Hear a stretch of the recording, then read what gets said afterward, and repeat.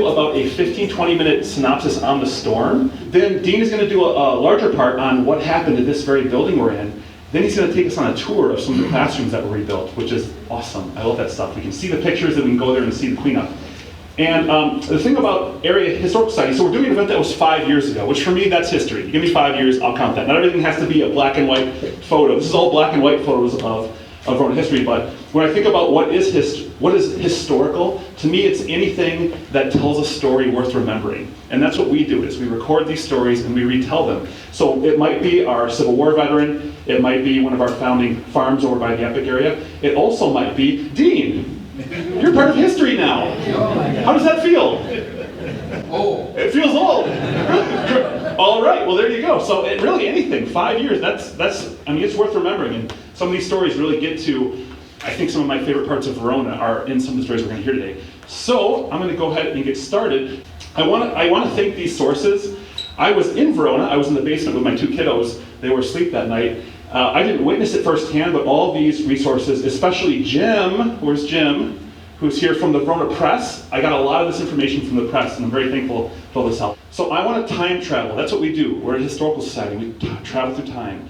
Normally I'm doing this a lot farther away, 150 years, but I'm going to take you all back 5 years ago to June 16th, 2014. And here is the State Journal cover. What was happening in the world on June 16th? This is the Monday right before the storm in 2014. So in the news in Madison, there was a meat conference downtown. Apparently that's a thing. There was the 67th Reciprocal Meat Conference. That was big that day. Casey Kasem had just passed away. There was a big article about Casey Kasem in the newspaper. The U.S. soccer team was playing a round of the World Cup against Ghana, and by the way, we won that in a smashing 2-1 victory. And also, there was, in national news, there was questions about getting troops home from Afghanistan. And I always like to do what you always hear, what a gallon of milk or gas was back in the day, like 50 years ago. Back 5 years ago, the price of Golden Doodles was $1,750. I mean, back when my grandparents were young, they were only $1,200. So this really tells you how far we've come since 2014. I don't know if this one's still available, but there's the phone number if you're interested. Cool. Also, rapper Eve got married to entrepreneur Maximilian Cooper. I know Jerry Reamy, you remember this day, I'm sure. You're a big Eve fan. When she won the Best New Rap Album in 2002, I know you had a tear in your eye. So that happened on the same day. For weather, there was a prediction of rain and thunderstorms at night, 71, and throughout the state there'll be heavy rain and thunderstorms. We got that one right.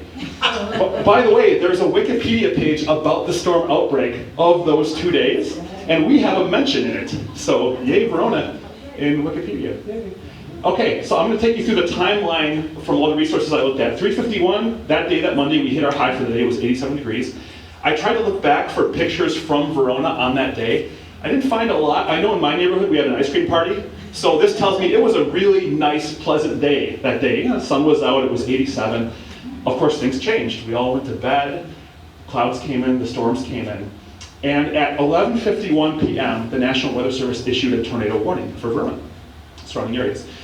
At about midnight, the tornado sirens went off. And I had forgotten this, but there was actually quite a lot of controversy about that 9-minute delay, about why there was that. It was issued, and then 9 minutes later, the warning came out, and then within minutes, boom, people's houses got whacked. And there's a video I'm going to play about that delay. I've totally forgotten this, but that's going to come back and be a theme. So here's a map. I don't know if there's anyone from out of town. I want to give just a basic Verona map. There's downtown. Here we are in Country View. Here's Epic. And the storm, the tornado first touched right there. This is Epic's farm campus. And this, you can't really tell, this is a parking ramp. Cool thing about Epic is we hide our parking ramps so you don't even know where they are. This is a soccer field with a ramp underneath it. This is where the tornado first touched down.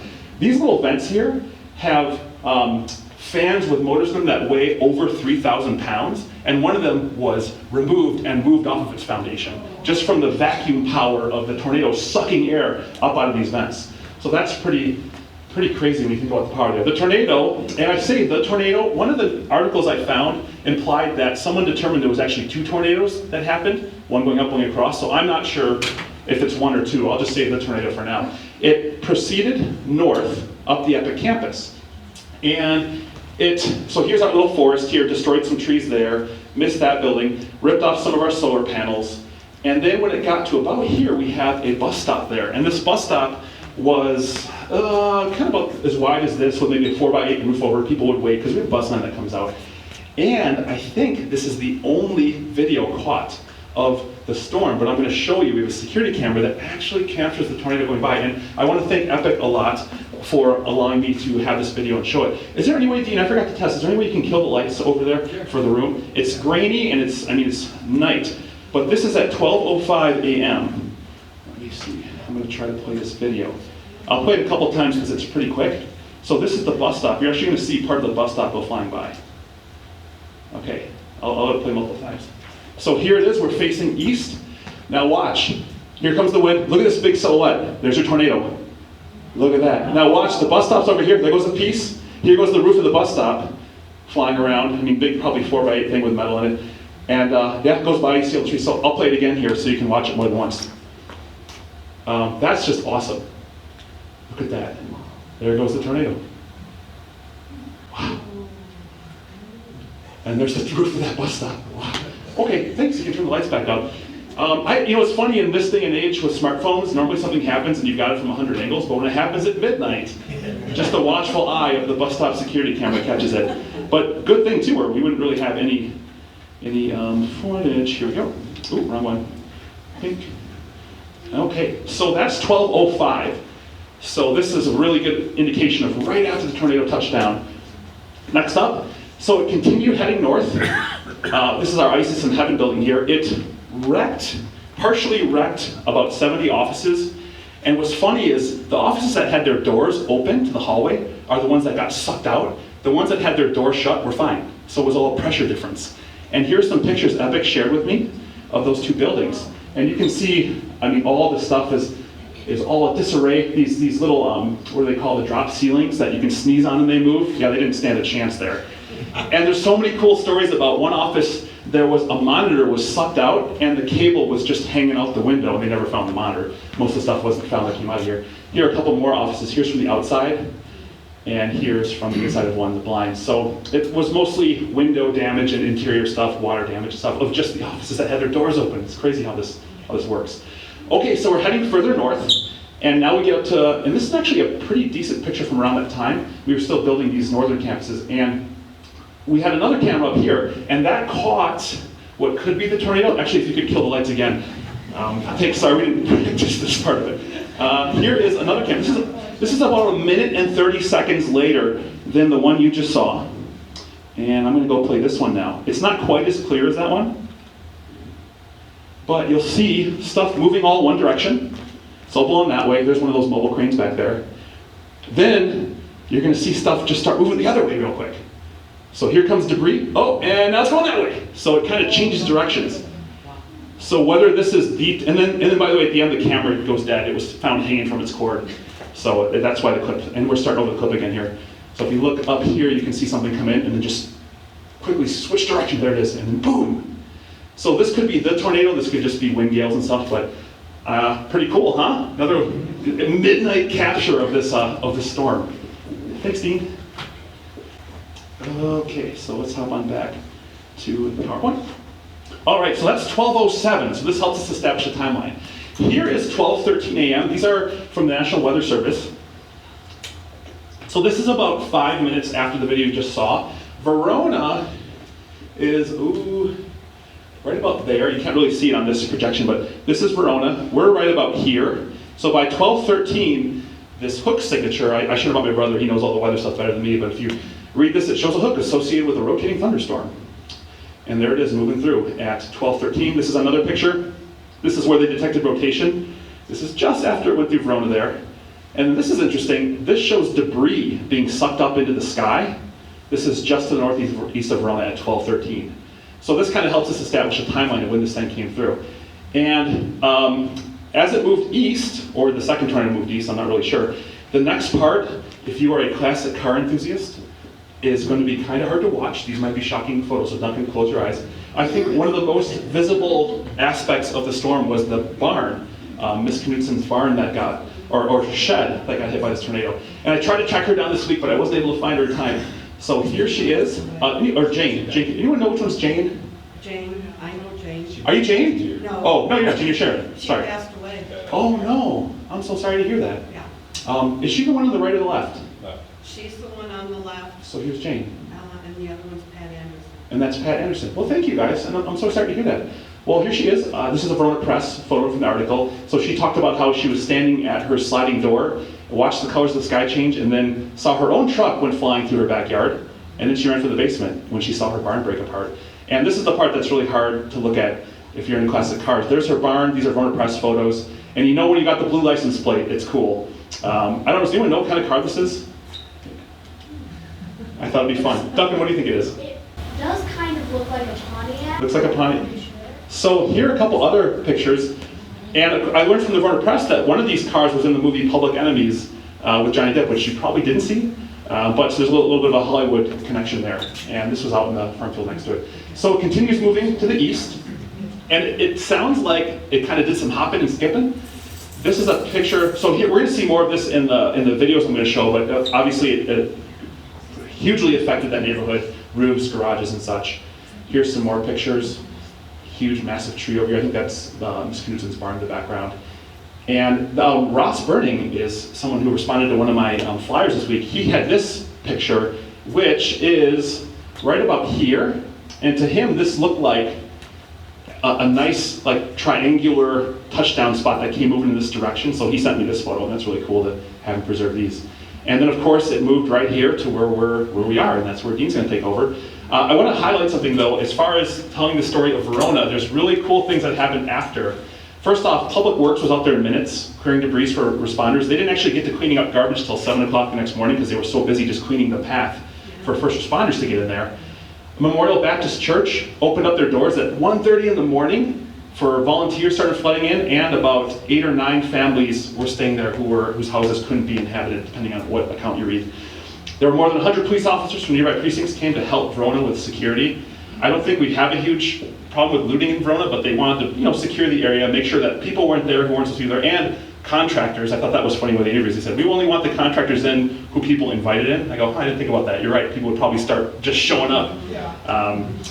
The fire department showed up very shortly after the storm. They actually helped someone out of their basement in one of the homes that had partially collapsed because it was dark and they didn't feel safe coming out. And they were there for several days.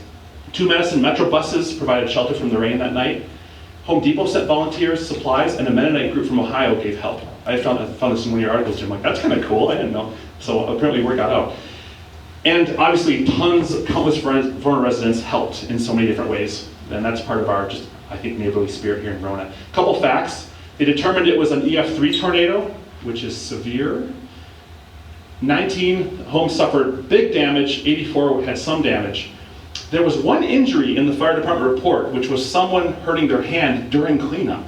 So with all this happening, we made it through without any injuries, and there was just that one afterwards. So officially, just 1 injury, according to the report I got from the Fort Fire Department. And overall, it's easy to forget that there were other areas of damage throughout Madison. Here's some downtown pictures, and about 15 million overall from this storm. And I bet you didn't know this, the next day, an EF1 tornado hit Verona, New York, where we got our name from. So a little bit of one of those weird parallels. A day later, Verona, New York had an EF1 that came through. That was kind of fun to find. And I think that is actually all I have for you. Dean, do you want to come on up? Sure. Cool. So Dean is a big friend of the Verona Area Historical Society. He has contacted us numerous times with historical information about the New Century School, Stewart's Woods and stuff, and he agreed to, I said, so the 5-year anniversary is June. That's right when school's getting out.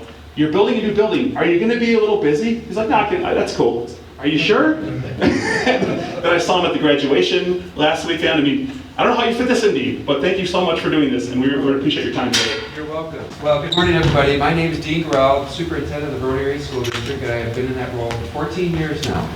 So we've got one current board member, Amy Allman, over there. Amy, if you want to stand up. So Amy was part of the board currently. She's been on the board as long as I've been here, so we've had the pleasure to serve together for 14 years. And former board president, Denny Beard, is over there.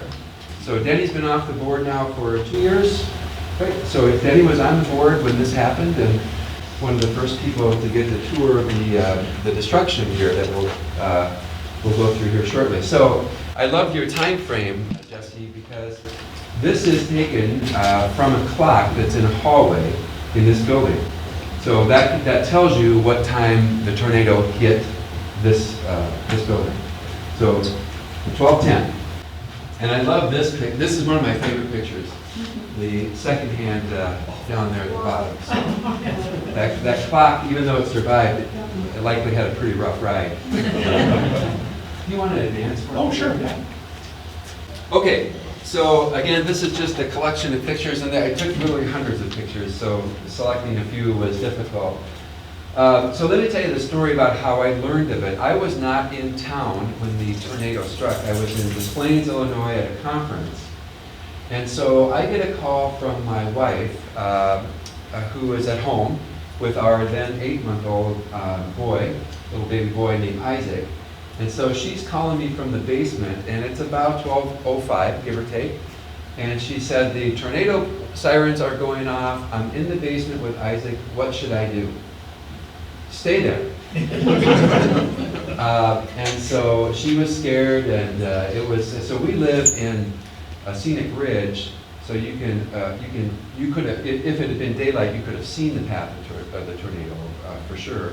Actually, not that far removed. Denny, it probably went right over your house. Oh, yeah. And so, anyway, so she said, we're in the basement, what should I do? And I said, stay there. And so we stayed on the phone for a while until until the siren went off and things started to calm down a little bit. She felt a little more comfortable. So then it was probably, I don't know, I want to say 12:45-ish. I get a call from Brian Miller. So Brian Miller has been on staff for a number of years. He's with our maintenance group. And Brian tells me that tornado hit Verona. It appears as if it hit Country View. We can't get close to the site. We don't know the extent of the damage. So I said, okay, well, call me back as soon as you are able to get on site and make an assessment. So I get a call back about half an hour later, give or take, and he said, we're able to get close. We're not able to get inside, but we're able to get close, but it's very clear from our proximity that it's been heavily damaged. I said, okay, I'm coming back, I'm on my way back. So I pack up and I leave Des Plaines about 1:30, and then on my way back, I drive through the storm that produced this tornado. So that was a rock and ride too. And at that time, they were doing a ton of construction on I-90. So it was about 1 lane plus an inch on either side wide. And so it was rocking me all over the place. And so that, I thought, well, if that storm hit Verona, there's more damage than just to our school. And so once I got to a place where I could actually pull off to the side, I started emailing, texting, and calling. And one of the first text messages I sent, if not the first one, was to a fellow by the name of Mike Dillis. So Mike Dillis is now retired out of Findorff, and his last role with Findorff was co-owner. And so Mike and I go back to 1997. So when I came to Wisconsin, I was the principal of Patrick Marsh Middle School in Sun Prairie, Wisconsin. And so when I started in 1997, they were building 2 brand new middle schools. One on the west side, one on the east side. I was going to be the principal of one on the east side, Patrick Marsh, right near Patrick Marsh, that conservancy area. And so Mike was the job superintendent on that building project. So he and I got to know each other very, very, very well over the course of that building project. And so as I'm driving back, I'm thinking, okay, I'm calculating how many days we have between now and school opening. It was 77. And I thought, who are we going to get? And without even really knowing the extent of the damage, I was thinking, who are we going to get to reconstruct whatever damage there is and do that in 77 days? And the only person I had in my Rolodex, my mental Rolodex, was Mike Dillis with Findorff. It was the absolute best call I made, hands down. So I either text or emailed Mike, I can't remember. And I said, Mike, we're going to meet at the maintenance shed at 5 a.m. Please be there. Tornado hit a school. So anyway, so this is, I'll continue that story here, but we'll talk a little bit through these pictures. So this is when we were able to first get on site. This is probably 7:30 in the morning. And you can see, we'll take you to where this is at. So this was 3 classrooms here. We'll show a little bit more. Then you want to hit the rest of the lights. Might show up a little better. This debris is actually from the neighbors, right there. This picnic table, I had looked at this picture about 100 times. We didn't have a table like that anywhere close to our site. So that came from someplace else, and I don't know where. But I can guarantee you, we didn't have anything like that around our site. So who knows where that came from? And if it's yours, I'm sorry, I think we threw it away.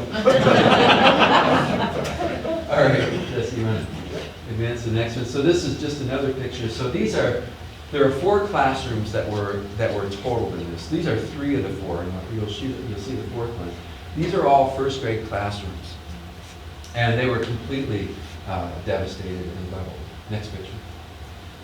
This is the 4th classroom. This is on the opposite side of, this building is made of pods. So we're kind of in the central part of the building right now, and there are 4 pods in each of the northwest, southeast, and so forth corners.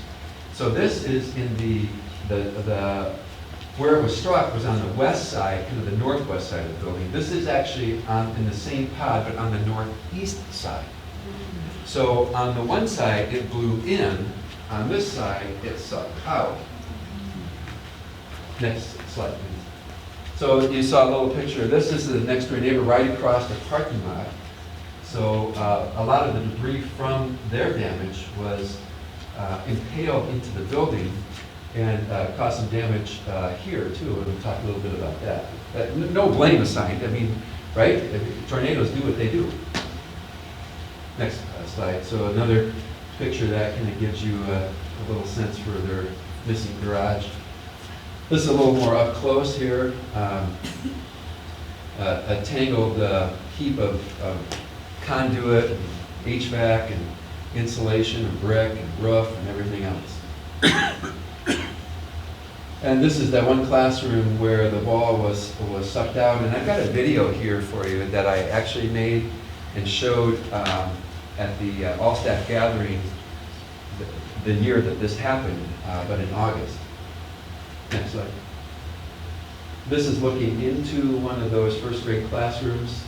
So there's a lot of reasons to be grateful.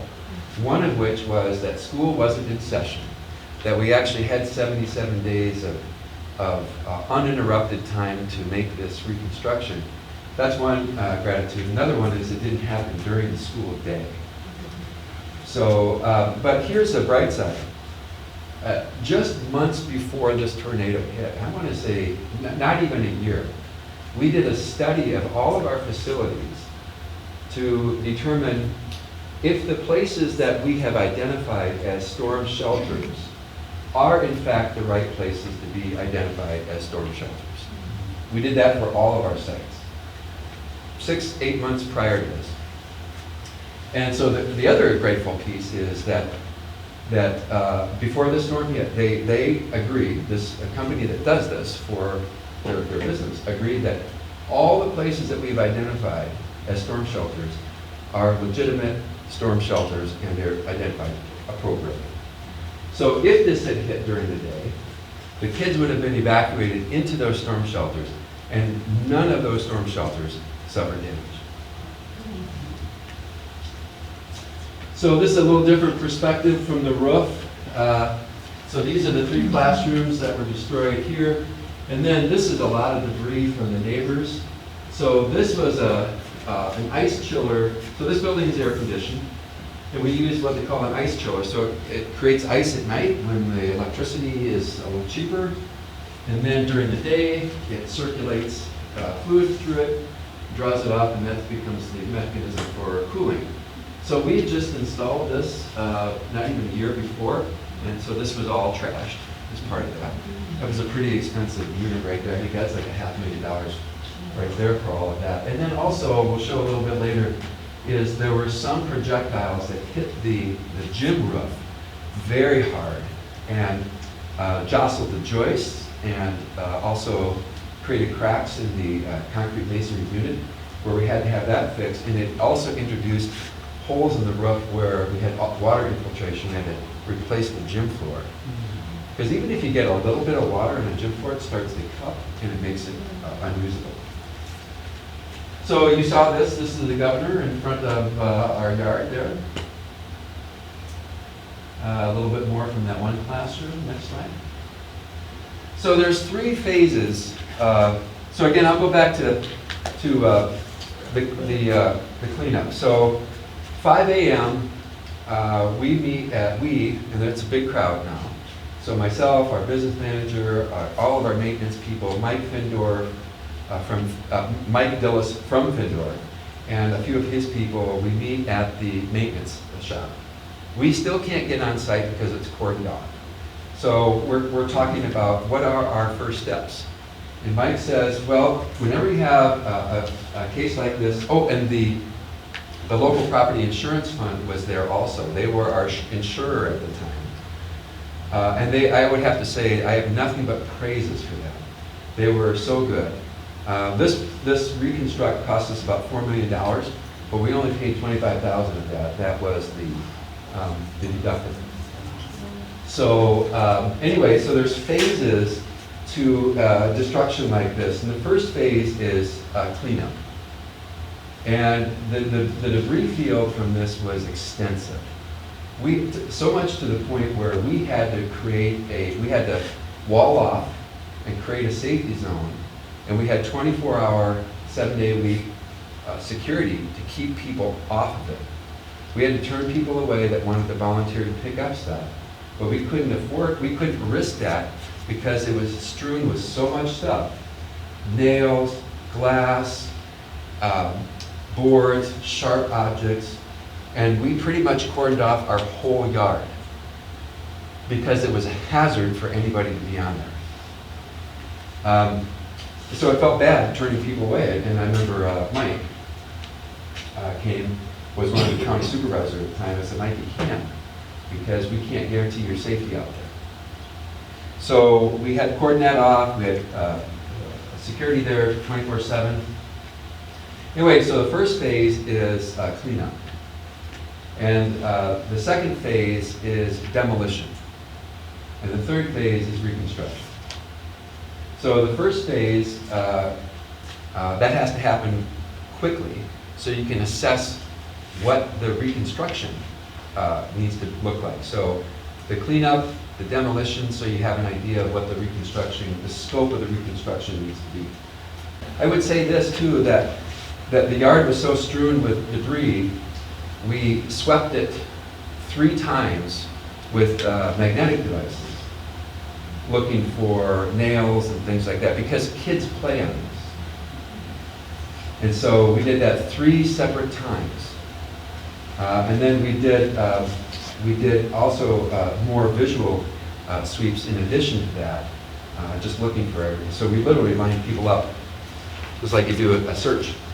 They had a scope to view, and then we move over a couple feet. They do that, and we turn around, move over a couple more feet, and walk down. So we were very conscientious about looking for hazardous objects on our playground. So we meet at the maintenance shed, and Mike is going through kind of this list of things for us to contemplate and think about and plan for. And then we still can't get on site, so then we move that to kind of an operations center at the Verona PD. And we're there for probably 2 hours until we get the go-ahead to actually step on site. So they wanted to make sure that there weren't gas leaks that were going to be problematic for us, that there weren't going to be open circuits that could electrocute people. I mean, they're all taking very necessary and appropriate precautions so that before we set foot on site, we were going to be safe from those elements. So then we first get on site about 7:30. We're all there, and Mike and his people are already making plans for what needs to happen next. And I would say by noon of that day, there were 24 people from Findorff mobilized in the cleanup effort.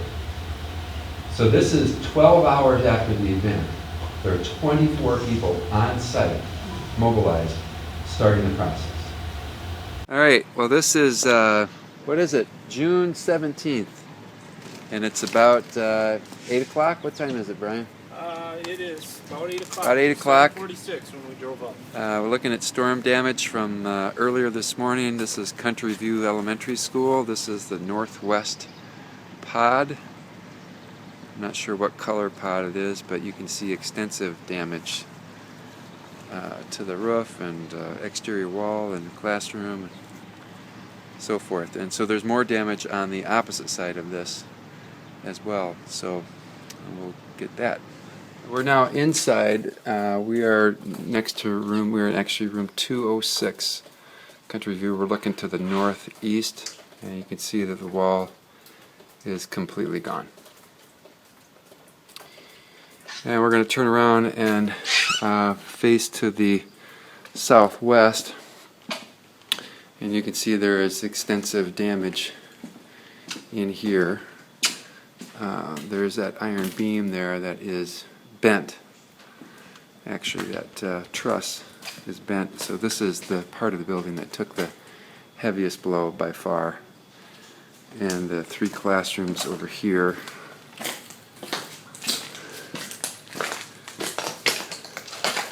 You see extensive damage here. And these 3 classes, 210, 211, and 212 are completely totaled.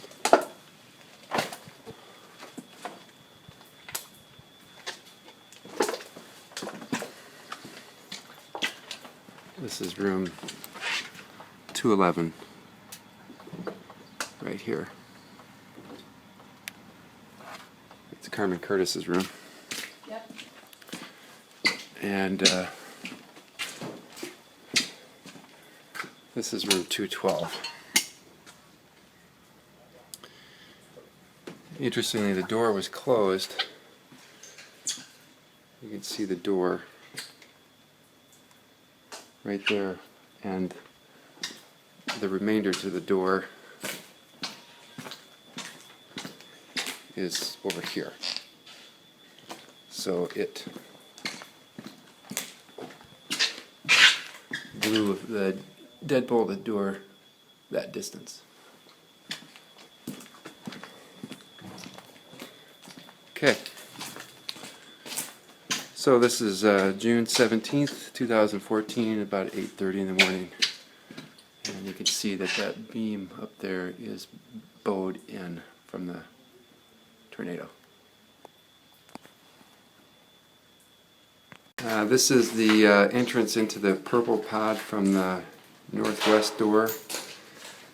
You can see that rock is from the roof. That's roof ballast that used to be on the roof. No longer there. And looking down toward room 212. And then that big beam right there is bowed in, structural beam bowed in. And we'll head down the hallway here. We're headed toward room 206. We're at room 206, and you can see that the wall is completely gone. So there's a smart board. It's doing horizontal duty now instead of vertical duty. But the fish, you can see all the stuff strewn on the floor here. But the fish tank over here, other than being without power, still there, and the fish are still swimming around.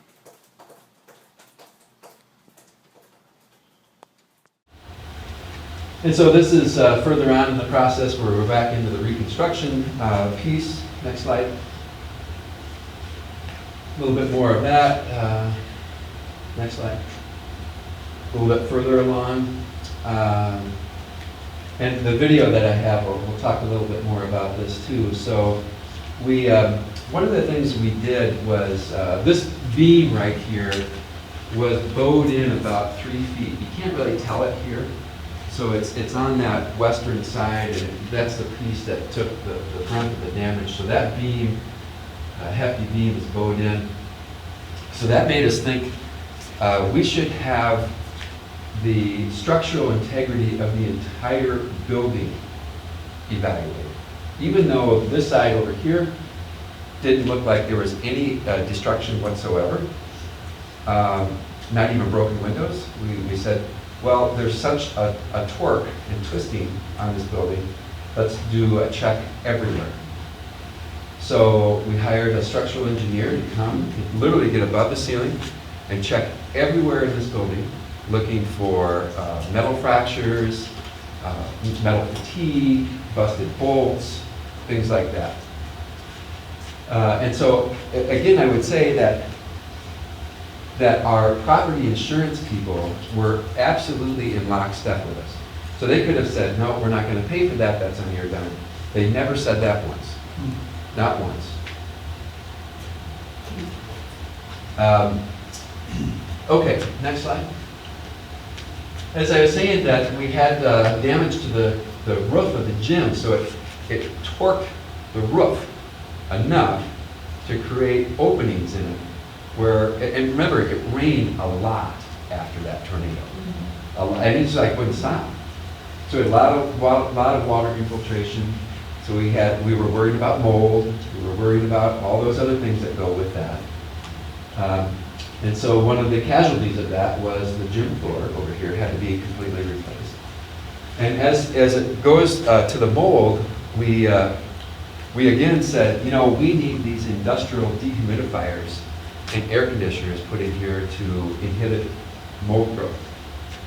And we didn't ask for permission, and our property insurance people said, absolutely, we have to do that.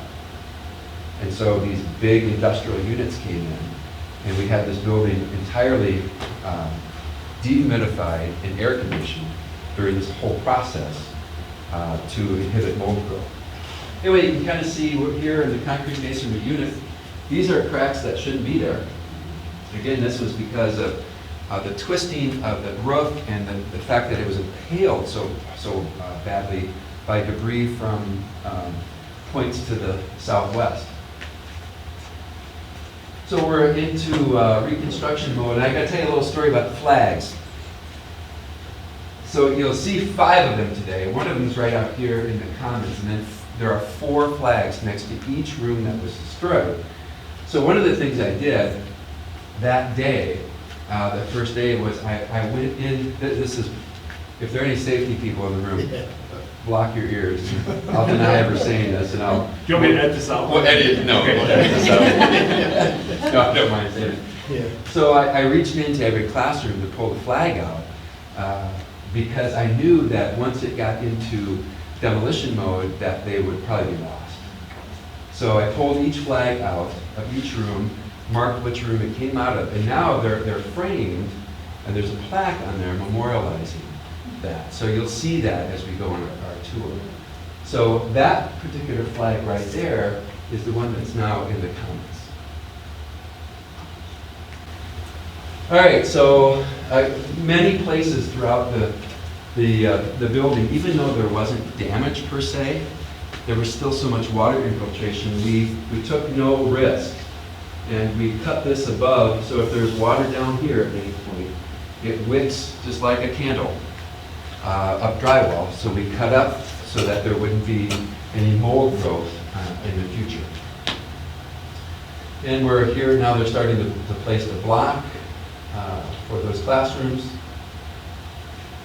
And one of the other things too about Findorff is they do such a volume of business statewide, regionally, certainly in Dane County. They are the general contractor for our new high school. And one of the benefits of going to somebody that big is they have a lot of, they can call in favors. And so metal fabrication takes time. because they don't have trusses laying around that just happen to fit your project. They make them. And so it was probably that same day or shortly thereafter, once we were able to get measurements about what these were needed, and Denny was saying that we had the original plans, that Findorff called the metal fabricators, Endress, and said, we need this, and we need it by this time. And they said, well, we can't get it to you at this time because we're backlogged. And they said, no, no, no. You need to understand, we need this, and we need it this time. They said, we can do that. So without that kind of leverage, there's no way we would have gotten into school at the time that school opened. We've got a few poster boards up here that show a little bit of this reconstruction piece, but I'm happy to answer any questions you might have. Sorry, Yes. two questions. One, did someone keep feeding the fish through the whole thing, and did they make it to the school year? And the second one is, the teachers whose rooms, did it really hit them personally, or were they able to like, okay, this will be rebuilt, or how did a teacher take that when they're, it's a personal place? Yes to both. So Okay. the fish made it. So I don't know if the fish is still alive, but I know that it made it through the summer, and in fact, I think it was maybe in one of those pictures there. So yes, the fish made it. And you know, this is one thing that we underestimated, was the emotional impact on this, because we were really in project mode. It's like, we got a project to do, we got to get this finished, got 70 days to do it in, got to build in time for people to actually get in and get moved in. And so, but we didn't understand, didn't appreciate was the extent for, especially, not just the teachers who occupied these classrooms, but especially what the emotional impact was. It's like, gosh, you know, but for a few hours or a few days, I could have been in here, right? We have teachers today, right now, over in that section of the building who are working. So some of that kind of gets in your head, think, but for a few hours, a couple days, I could have been in there without students. And so then many of them had personal effects in there too, like furniture that they might have taken from, you know, that might have been handed down from their parents or grandparents. That's not uncommon at all. And then, too, for children, I can remember talking to this little girl outside the school, and she was crying, and she was talking about her school. This is my school. This is my school. Will it be ready? I said, absolutely, it'll be ready. So, you know, we didn't comprehend that piece of it to the extent that we should have. Actually, we didn't do it at all. So, if this happens again, we don't hope for that for anybody, right? That'll certainly be a component of it. It's like, yes, you've got a project, you've got to rebuild this, but you've also got to rebuild people's confidence that the place that they're in is a safe place, and that there's a permanence piece of it. So, yeah. So Denny is here. Denny is a historian. Amy is here. Denny's historical. And he's hysterical. So Denny, you can tell some stories, and Amy, maybe you, if you want to chime in too. Sure, I'll touch a little bit. You took a lot of my best parts because my favorite slide is the fish. I absolutely, you can't imagine how you're walking in this devastation, and the little chairs, primarily, most of them were still up on the desk, just like the kids put them away and left for vacation. And that room otherwise was very little damage, other than the wall was gone. And it was quite a thing. And as I recall, it was a school board night that night. And so I was up late, because I can never sleep after a school board meeting. And my phone went off, and so I'm like, well, I don't know if I should go downstairs or whatever. My niece texts me. She said she's a night manager at that time. She was a night manager at JCPenney. She says, tornado, should I come home? I said, no, lock the doors and you stay inside. So I'm good at giving advice, not so good at taking it. So I proceeded to go out onto the lawn and see what it was all about. So I should deny this too. You should edit that out. But so when you talk about hearing it, it was that kind of what people talk about. Things went real eerie. It was very quiet. And I'm on Aspen and Nine Mountain, so that's very close to cross country in Nine Mountain where the damage was. And then you could hear it off in the distance. It was kind of like freight train, you know, that's the way people say it. It was like you could hear it, but it wasn't like real roaring loud or anything. It was very eerie. I'm walking around the side, like, oh, there's it. No. Anyway, so then I was one of the ones that Dean texted in the middle of the night. He said, as I recall, it was something like significant damage to Country View. I'm on the way home, a little crazy rate. And so we finally, they had the first run through and told me what was going on. Says, meet me at school. So I go up there, and he says, you got a hard hat? I said, yeah, I do. So I had my hard hat, and I get up, and I think it was the state patrol. It wasn't, you know, Verona police officers, I'm pretty familiar with most of them. But anyway, he gives me the look. He's like, who's this dude? So he says, there's an individual, he gets on the horn, he goes, I said, well, I'm the school board president, I need to get up here. He goes, there's an individual that purports to be on the school board, identified at this time. And he goes, like that. So I go and Dean meets me, and we did just that very, like the clip was really what I saw. And Dean and I, we should have known this when I think about it, because we were standing there looking in that room, and it still gets me, because it was, we both of us started crying, because it was so emotional to think, what if kids were in there? And anyway, but it was, and I'm like, this is going to take a year to fix. There's no way. So he's telling me, well, we're mobilizing, we're doing this and that. And I knew Mike does a little bit. And I was like, well, Findorff's a good company, and maybe, but it's going to take way longer than school year or summer. So the next day, I think it was the next day, we had a meeting. There was probably 20 people in there. Emergency responders, fire department, police department, everybody was in that room.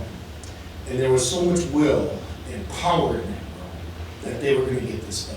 That was no question. The insurance people were there, like, don't worry about it. You know, it was just very, very powerful. And felt very thankful that, number one, no one got hurt. And we were on track, and we did. And they did a tremendous job. And it was just a real tribute to people going that extra mile. They definitely was not a money thing. It was pure power, and they recognized really what, how important it was to the kids and everything. And Gary Canalti, I think we did end up doing something with a little, later on we started realizing what it was like. So the kids, we had some degree of presentations about it, as I recall. But that part of it, and there's lessons to be learned. There was mistakes made. But we did, Dean and I and Mike gave a presentation at the State School Boards Association. And it was really driven by that. It was to tell people how important it is to have a plan in place, double and triple check. You just never know. We never thought that in here, but it did. And it's a real tribute to the staff, and everybody was just phenomenal. And it was proud to be a part of it. So a couple other stories as we're talking here. I told you that all we paid was $25,000. That's not true. We actually paid $150,000, and here's why. So the kind of roof that we had on, remember you see all that rock there, that was from the roof. Well, we no longer have that kind of roof on this building. So the insurance people said, well, we will replace the roof that was on there, and that won't cost you enough. And we said, well, what if we upgrade that? Well, then you pay the differential. So they paid about $500,000 to replace what would have been. We increased that by about $125,000 to have a serious upgrade to the roof. I mean, this would have cost us $700,000 if we were doing it on our own. So we upgraded, and Country View was actually in line for a new roof. So he said, let's pay that extra out of pocket, because we will never have another opportunity like this again, we hope. And so we got this fully adhered roof for $125,000, it would have cost us $700,000. So we thought we were doing a wise thing by the taxpayers in the long run doing that. So other than that upgrade, all we paid was $25,000. The other thing too is you can see it here. And we didn't discover this for a few days, maybe about a week afterwards. There were the debris field was so immense that all of this playground equipment here, almost all of it, had shards of glass embedded in it, or nails embedded in it, or on the vertical metal pieces, it had been hit or nicked by something. So it created these razor sharp edges everywhere. I mean, you could not run your hand over it without a razor sharp edge. So, and it was on every piece of equipment. So we're out there with the insurance people, and we're saying, we can't rehabilitate this because we can't guarantee that we've gotten every single thing out. So they said, well, then you have to replace every bit of it. And so we did. And there was one slide I wish we had kept in there, because there's a bench right about there. And that bench was a tangled, twisted mess. It was right next to all this equipment here. So that was one thing that we didn't discover until about a week afterwards. And then one other thing that we didn't discover until about 2 weeks before school started. So the tornado, okay, so as we're looking, tornado hits this section of the building over here. We'll go there shortly. Over on the same side, the west side, but on the southern piece, just some windows blowing in, not real huge structural damage, but some windows blowing in. It's about a couple weeks before school started, and there's collections of books in each of the pods. And somebody's going through one of the books, and they look fine when you look at them. But when they opened the books, they were filled with shards of glass. And you would have never have guessed that looking at it. Never. Never. And so then we started going through that whole collection. And guess what? Every book had shards of glass. So I replaced all of them. And these are hundreds, if not thousands of books. We got 2 weeks to replace that. So, you know, Caitlin Dorn, the administrative assistant here, really took that bull by the horns, and guess what? It was about a week after school started, that whole collection was replaced. Amy, did you want to add anything? I could just add that for our staff, that was kind of where, I was excited about upgrading the roof. I was excited that the safe places in the school were the safe places that we had designated. That was really important to me. When your boy goes to you and he says, how am I going to be safe at school? And I said, because if you were where you were supposed to be for the tornado, you would have been safe. And it became increasingly important that beam was the steel beam was a huge win. Because without the beam, you couldn't be starting school on time. That's the other question I hear is asking me. Will you be able to go back to school? Yes, you will. And why? Because we have awesome friends in the construction industry. And it wasn't just getting it fixed, because you can get stuff fixed, it just takes time. But it was that community movement that Debbie mentioned. It was not just people trying to get a job done. It's not a contracted job that people wanted to do. It's very much like our high school project is going on now. There's a community of people at Findorff whose children will be in that building. It's not just a building. It's not just another construction project. It matters to them personally. So that was really, so the personal stuff gets to me. And I get teary, and that's just how I am. It's just who I am. The teachers were really, really impacted by this. The 4 teachers whose classrooms it was, and their co-workers, of course, because they're in and out of the pod. I was a volunteer in those classrooms. I stood in those classrooms. I helped kids read. I played toys with them. I picked up books with them. It was really so incredible to see the wall gone and the chairs still in place. I mean, it's an eerie feeling, right? It's uncomfortable. But I also saw everybody come together. We're okay. Look, we're okay. This thing happened. People that built this building followed the rules and they built it safe. And, you know, just maybe we weren't here, but the safe places would have been safe. And all of that matters overall. And our teachers that were in those classrooms really struggled for a while because, you know, what do? I think one said, well, I had a vacation plan, so I guess I'll just go. I can't do anything. I can't do anything right now. But there are personal effects. Their classrooms are their personal spaces to be creative, to help students learn, to, it's their family room, right? You know, they bring their family, which is their students, their school family together, and they want it to be comfortable and safe and loving, and so they pour everything they have into their classrooms. So when that's gone, that was a big hit. So and they handled it beautifully. The staff, the rest of the staff supported them, the rest of the staff, and the community, the PTA, and all of the community circled around them like you wouldn't believe. The principal was wonderful. Michelle Newberg, she and I talked several times, and anything the staff needs, is there anything that they didn't take for place, is there anything else that we could be doing? So, from a sense of community standpoint, it was really the whole community who used this preparation. Question was, did the contractors do more than the 8-hour day? Yes. So at times there were 3 shifts going. When there were 3 shifts going, at the 3rd shift, there were no fewer than 4 people here, not including the security people. So, and they were usually prepping for the crew that would come in the morning. So, yes.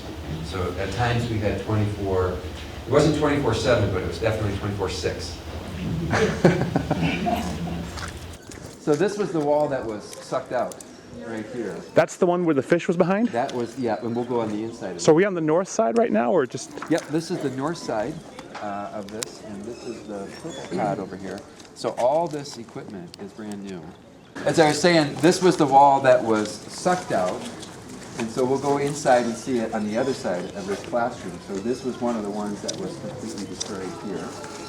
And a lot of the roof ballast from this part of the building ended up way out in the yard. We had damage to the softball field, the scoreboard out there, and then none of those homes were there at the time, but we had a lot of debris that was actually in that fenced area right there, which is a stormwater detention area, to the point where we had to dig out one of the pipes and clean it out because it was so full of debris. Bless you. Did you say this was the, Dean, did you say this was the playground that had all the shards on it and stuff? Yes. It was a little different back then. But Yeah, it looked, so all this is brand new equipment, Oh. and all replaced. We're by the school, so nobody's there. you know, my mother-in-law's house is directly over next to the church that's on the other side of M. Yeah. They had a trampoline over there. There's no houses between here and there. Somehow a trampoline got all the way up in the air and over on that, you know. Oh my it's probably gosh. a mile or so at least. Does she use it now? Yeah, she kept that. We got a trampoline that day. So what side of the building are we at now, Denny? Are we facing, North. we're facing north, Yeah. and we're in the purple pod, Yeah. which is the north side of the building? And they couldn't get the right purple either. Oh, you couldn't There match was the... stuff that we had to change because it wasn't the right purple.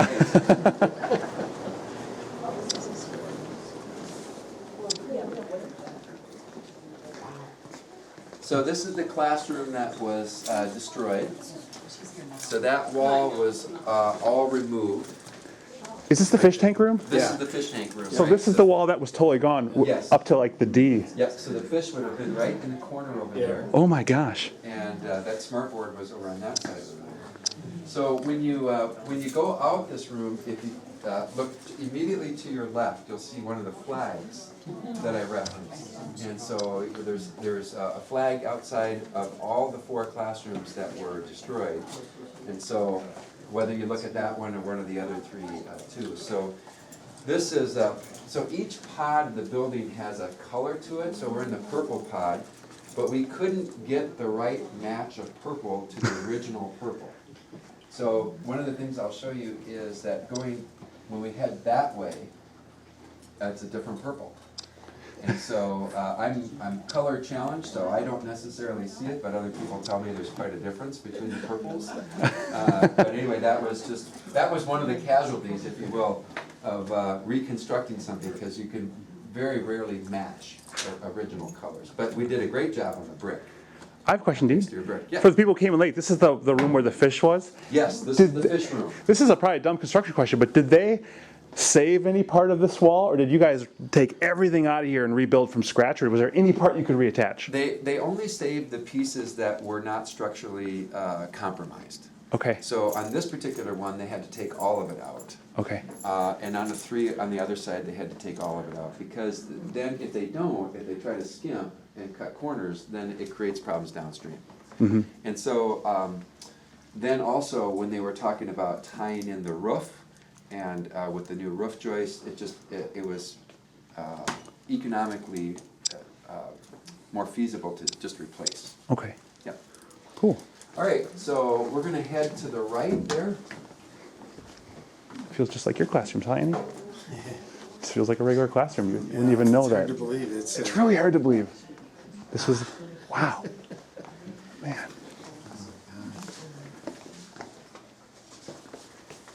Are the same teachers still in these same classrooms, or is anyone? No, this teacher retired, I want to say the year after. Yeah, all the same people that were over on the other side are still here. Come on, Andy. Oh, yeah, come on up. Oh, there's the flag. So this is the area that you saw in the video, where I'm crunching around on the rock and the glass and everything like that. So that big structural beam was buried right in there. You could never tell that it was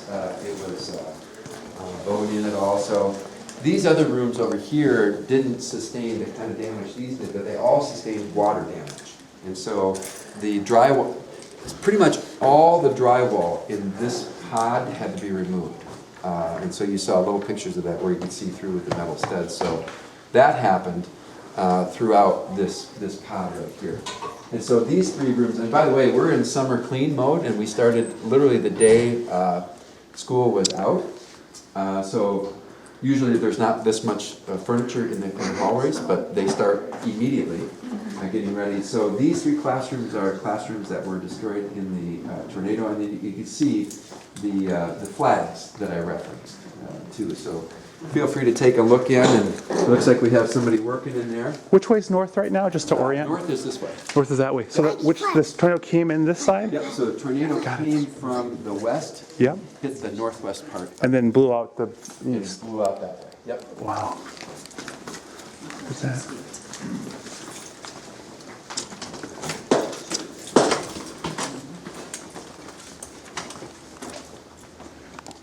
Oh, wow. So empty when they clean it, huh?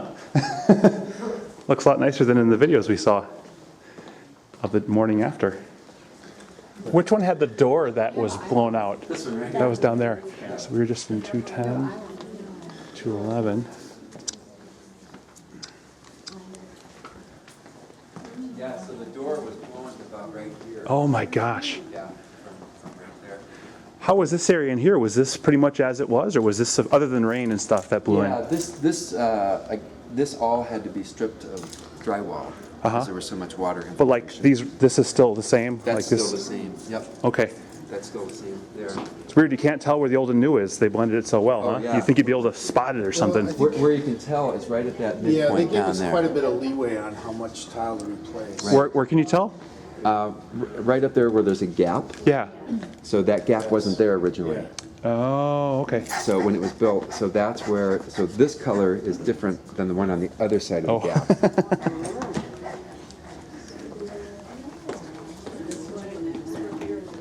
And then we'll finish up by heading in the gym and looking around in there a little bit, and then that will pretty much, I'll show you where the books were that were infused with glass. And the big beam they couldn't bend back, they had to replace, right? Yeah. Once anything is bent or torqued, It's over. They won't do it, yeah. Yeah. Just creates more problems with it. So this is where it changed. Okay. And what direction is this now? Is this, You're facing south. I'm facing south this way, so this way is to the north. Andy, keep up, Andy.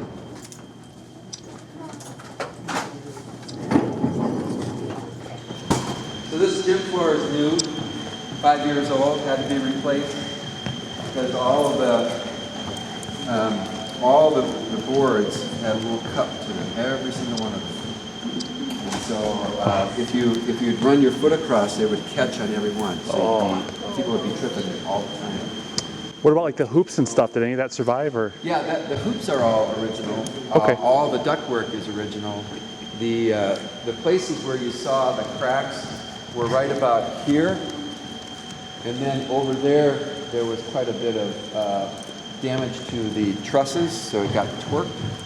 So they were able to actually repair that piece without replacing, but then the floor was trashed. Wow. And they actually had to take some of the concrete masonry units out, and they did that surgically. So they were able to remove pieces of it without taking a whole wall down. I can remember that was quite a discussion too, because we were talking, is that possible without taking a whole wall down? Because if this whole wall had to come down, there was no way we were going to get in school in time. So they were, again, we had everything verified by structural engineers, so nothing was done on the cheap or unsafely. And they said, yep, you can do that, and this is how you need to proceed to do that.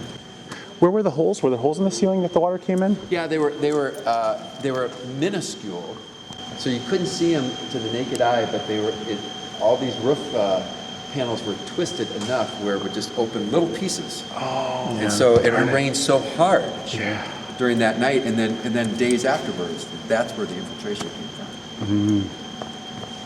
Oh, what a bummer. So we'll take you one more place and show you where the books were infused with glass. Good morning. Hi. You're all here to work in my room. We are, yeah. We're all here to set up. Oh, I'm sorry. We're a minute late. Everybody can take a What corner is this of the building, We're direction-wise? in the southwest. Thanks. Yep. So it isn't here anymore, but there was an L shape. So if you would extend this over, extend that over, and then all those shelves were filled with books. And glass was blown in here. This clear story was blown in, and so in each of the books was infused shards of glass. And then also that casework right behind you is all new because it was embedded in that as well. That we saw. We didn't look in the books because you wouldn't tell by looking in the books. You wouldn't tell that anything was wrong with them. Did they Amazon.com or go hit Barnes & Noble? How do you get 1,000 books in 2 weeks? Yeah, well, Caitlin Dorn again was the miracle worker on that one. I don't even know the process that she used. She said, I'm on it. I said, you go for it. Yeah. Preserve a book for history. We didn't because it would have been dangerous to open. It's really cool you saved the flags, though. That's such a great artifact for what Yeah. happened here, and to have it framed up there, all the kids see it. That's Yep. awesome. Yeah. And there's one more that's in the Commons. So there's 5 flags, and the other one's in the Commons. So on the video that you saw, where at the very end, where it's Findorff put the flag up over the construction site, over that where it was hit, and so they put that up there, and then I took it when they were done and framed it. But it was from the school originally? It was from the school originally. Yep. So that's and there were little pockets of damage elsewhere, but nothing like that section of the building, and a little bit here too. But yes. That I-beam that was blown. Yeah. I take it that was totally replaced. It was. That must have been a process to do that without the building caving in. Right. Well, it helped too that they were demoing that whole section anyway. Oh, okay. So that was the part that was hit the worst, and so if it had just been that, it would have created more complications. But they were taking it all out anyway. Huh. Well, thank you so much, Dean, for this tour. This is amazing. Any last questions? Yeah. All right. Well, thanks for coming.